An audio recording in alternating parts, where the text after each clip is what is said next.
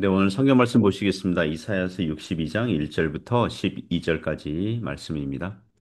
나는 시온의 의가 빛같이 예루살렘의 구원이 횃불같이 나타나도록 시온을 위하여 잠잠하지 아니하며 예루살렘을 위하여 쉬지 아니할 것인즉 이방 나라들이 내 공의를 뭇 왕이 다 내 영광을 볼 것이요 너는 여호와의 입으로 정하실 새 이름으로 일컬음이 될 것이며 너는 또 여호와의 손의 아름다움과 내 하나님의 손의 왕관이 될 것이라.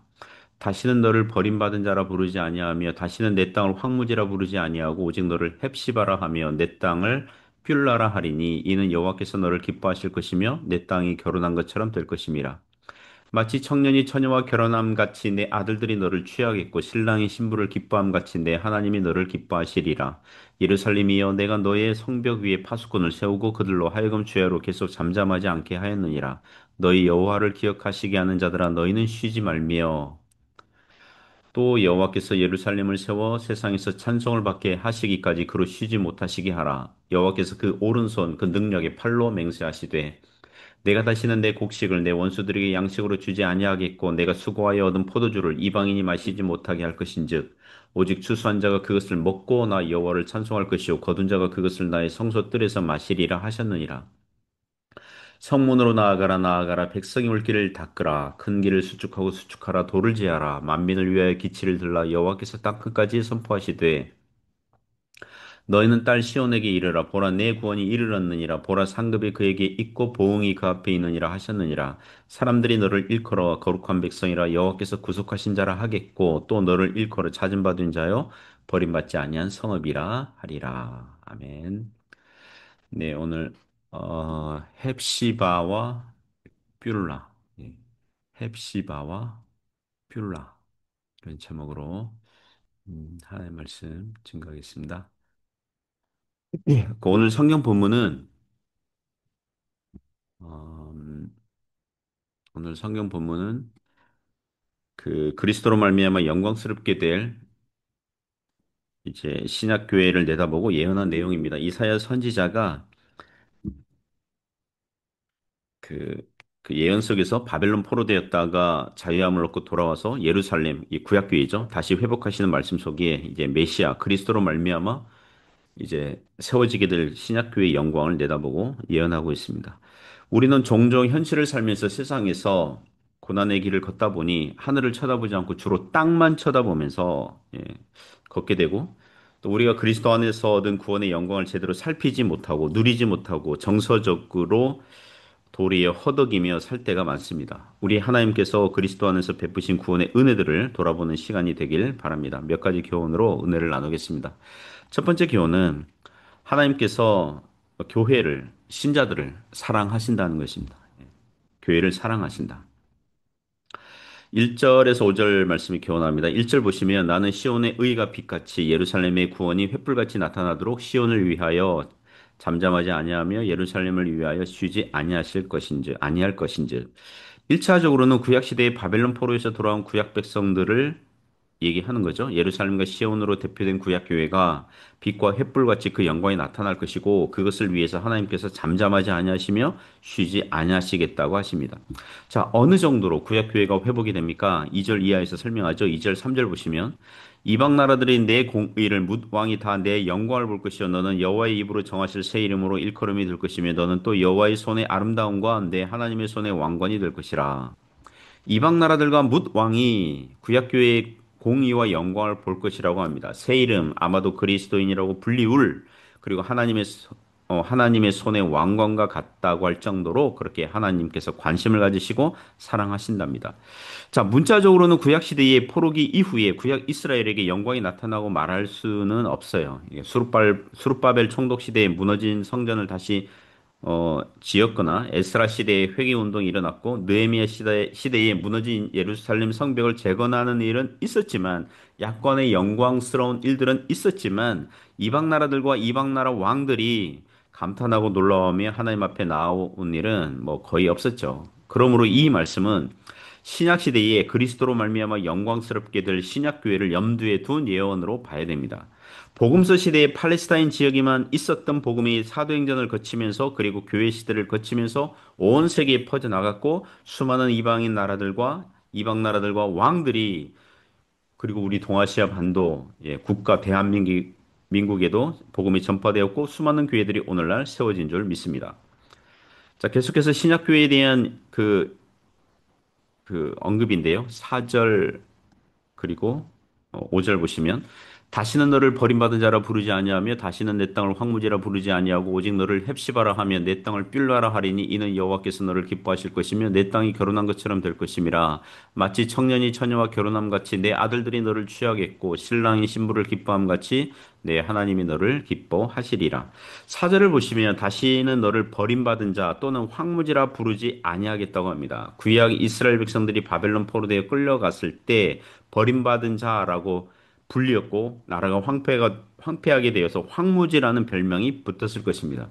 그러나 포로에서 돌아와서 나라를 건설하니 다시는 버림받은 자 또는 황무지라는 별명으로 불리우지 않게 될 거예요. 하지만 역시 포로기 이후 시대부터 신약 시대에 이르는 약 500년 정도의 기간 동안 구약 이스라엘이 뭐랄까요? 이 아주 온전하게 회복되거나 아주 흥왕하게 된 적은 없어요. 그러므로 이 말씀 역시 신약 교회를 염두에 두고 하시는 예언으로 봐야 됩니다. 오늘 제목으로 삼은 이제 헵시바와 뷸라라는 단어가 사절에 나오는데요. 히브리어 음력을 그대로 가져온 것입니다. 헵시바 나의 기쁨이 그에게 있다라는 뜻이고요. 뷸라 결혼한 여자라는 뜻입니다. 마치 신랑이 신부를 사랑하고 기뻐해서 결혼한 것처럼 하나님께서 교회를 그와 같이 사랑하고 기뻐해서 결혼이라는 계약으로 연합하였다는 것입니다. 에베소서 5장 31절 32절 보시면 부부 사이에 복종하고 사랑하라는 권면의 말씀을 하면서 이 사랑해야 할 그 근거를 이렇게 얘기하죠. 에베소서 5장 그 31절, 32절 보시면 그러므로 사람이 부모를 떠나 그의 아내와 합하여 그 둘이 한 육체가 될지니 이 비밀이 크도다 나는 그리스도와 교회에 대하여 말하노라. 즉 남자가 자기 부모를 떠나서 그의 아내와 합하여 그 둘이 하나가 된 것처럼 그리스도께서 하나님 아버지를 떠나 물론 인성으로 떠나셔서 신부된 교회와 연합하여 하나가 되었다는 것입니다. 물론 그리스도와 하나가 된다, 연합한다, 이것은 믿음 안에서 영적으로 하나가 된다는 거예요. 그만큼 사랑하신다는 거예요.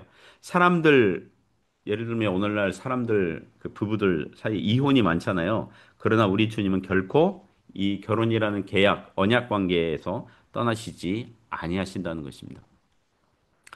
두 번째 교훈은 하나님께서 교회에게 영적인 은혜를 주신다고 말씀합니다. 6절부터 9절 내용이 교훈합니다. 6절 보시면 예루살렘이여 내가 너의 성벽 위에 파수꾼을 세우고 그들로 하여금 주야로 계속 잠잠하지 않게 하였느니라. 너희 여호와로 기억하시게 하는 자들아 너희는 쉬지 말며 또 여호와께서 예루살렘을 세워 세상에서 찬송을 받게 하시기까지 그로 쉬지 못하시게 하라.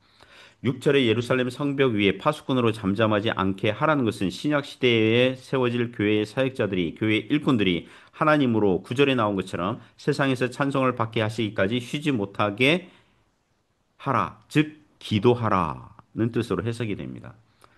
하나님으로 쉬지 못하시게 할 수 있는 영적인 은혜들이 무엇이 있습니까? 주야로 밤낮 부르짖는 성도들의 기도를 하나님께서 들으시고 응답하시고 역사하시느라고 하나님께서 쉬지 못하시도록 하라는 것입니다. 물론 이것은 사람이 잘 알아들을 수 있도록 사용하는 수사학적 표현입니다. 우리 주님은 바쁘시고 분주하셔서 쉬지 못하시고 뭐 그러신 분은 아니죠. 그만큼 하나님께서 교회에게 애정과 관심이 많다는 것입니다.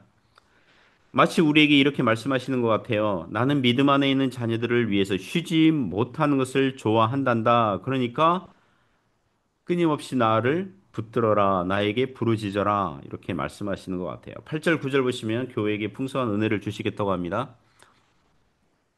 여호와께서 그 오른손 그 능력의 팔로 맹세하시되 내가 다시는 내 곡식을 내 원수들에게 양식으로 주지 아니하겠고 내가 수고하여 얻은 포도주를 이방인이 마시지 못하게 할 것인즉 오직 추수한 자가 그것을 먹고 나 여호와를 찬송할 것이요 거둔 자가 그것을 나의 성소들에서 마시리라 하셨느니라. 8절에 하나님께서 그 오른손 그 능력의 팔로 맹세하십니다. 하나님의 오른손은 능력의 대명사로 알려졌죠. 하나님은 영이시니 오른손이나 팔이 없으시지만 우리가 잘 알아듣도록 사용하시는 표현일 뿐이지만 이런 표현을 통해서 하나님께서 교회를 보호하시고 지켜 주시겠다는 것입니다. 무엇으로요? 그 능력의 팔로. 이전에는 바벨론 포로 당하는 시점에는 구약 백성들의 곡식을 이방 원수들에게 빼앗기고 포도주가 이방인들의 차지가 되었었어요. 그러나 다시는 그렇게 하지 않겠다고 하셨으니 이것은 오늘날 우리에게는 교회에게 믿는 신자들의 공동체에게 풍성한 양식과 포도주, 영적인 은혜들을 주시겠다는 것입니다.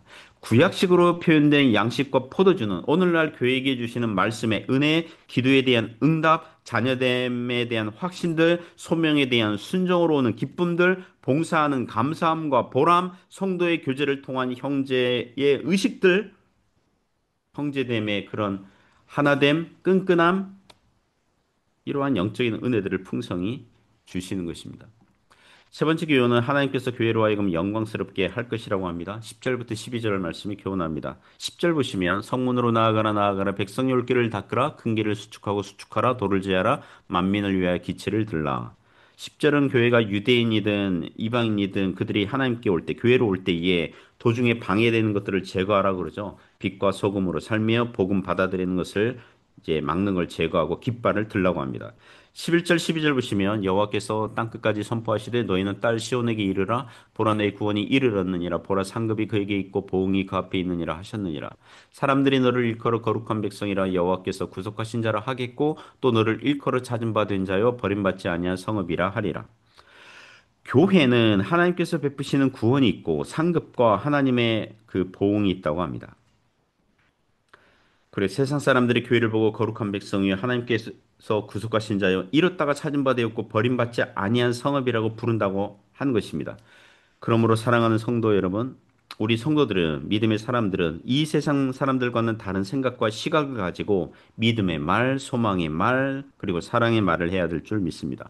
우리 하나님께서 얼마든지 구원하시는 영혼들이 있어요. 우리의 할 일은 결과는 하나님께 맡기고 예수 그리스도의 복음을 성령 안에서 증거하는 것입니다. 사랑하는 성도 여러분, 오늘도 하나님을 바라보며 믿음으로 살아가시기를 주님의 이름으로 축복합니다.